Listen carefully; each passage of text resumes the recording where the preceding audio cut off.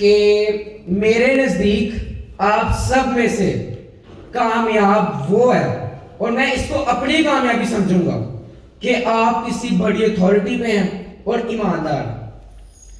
یا اگر آپ کسی بڑی اتھارٹی میں نہیں بھی ہیں، غریب ہیں، کوئی بات نہیں، لیکن اگر آپ ایماندار ہیں نا، تو میں اسے اپنی کامیابی سمجھتا ہوں. مجھے ان کی یہ بات بہت اچھی لگی تھی اس دن، اور یہ مجھے اس وجہ سے ابھی تک یاد ہے.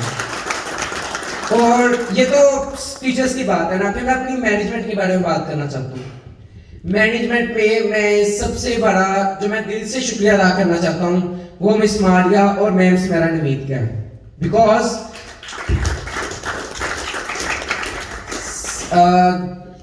پری 9th کلاس تک مجھے اسٹیج پہ بولنا نہیں آتا تھا، بالکل بولنا نہیں آتا تھا، میں ڈرتا تھا اسٹیج سے.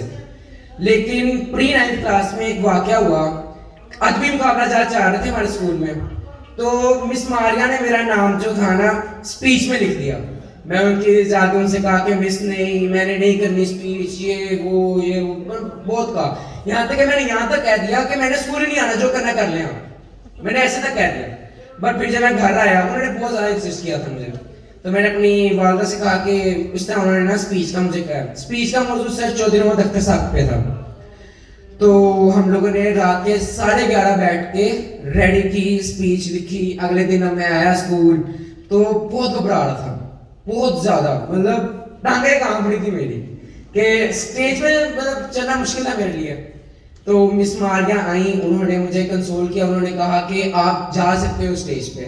اور وہ میری زندگی میں پہلی اسپیچ تھی، کوئی خاص ہوئی نہیں، ریڈنگ ہی کی تھی میں نے، لیکن پہلی بار میں اسٹیج پہ آیا تھا. اور جو پنجابی کا لفظ ہے نا چاکا، میرا پنجابی میں چاکا ختم ہو گیا یہ اسٹیج پہ بولنے کا. اور اس دن کے بعد سے مجھے مختلف موقع دیے گئے، کوئز کمپٹیشن، اسپیچ، یہاں تک کہ 10th کلاس میری گولڈن اسٹیج پہ جانے والی بات تھی کہ فلسطین کے مسئلے پہ مجھے کہا گیا کہ آپ تفصیل سے تیاری کرو اور وہ اسٹیج پہ آ کے آپ نے بات کرنی ہے. اور اس دن مجھے اتنی خوشی ہوئی کہ میں نے فلسطین کے مسئلے پہ 20 سے 25 منٹ اپنے تمام اسمبلی میں بات کی، اور یہ سب ہماری مینجمنٹ کی ہی وجہ سے تھا. ہمارے اساتذہ کو جو یہ تمام تعلیمی ان کو جتنا بھی ان کی سلیبس وغیرہ جو کچھ دیا جاتا ہے وہ سب ہماری مینجمنٹ کی طرف سے ہوتا ہے.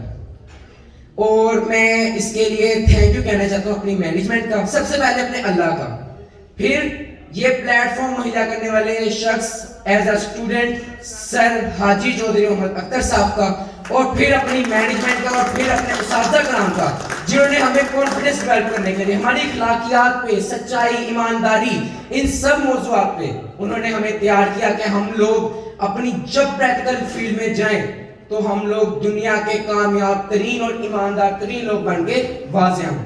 Thank you so much, thank you so much. آج میں جو کچھ بھی ہوں اپنے اسکول کی وجہ سے ہوں، لہٰذا تھینک یو سو مچ. میں اگین کہتا ہوں اللہ کا اور اپنے اسکول مینجمنٹ کا تھینک یو.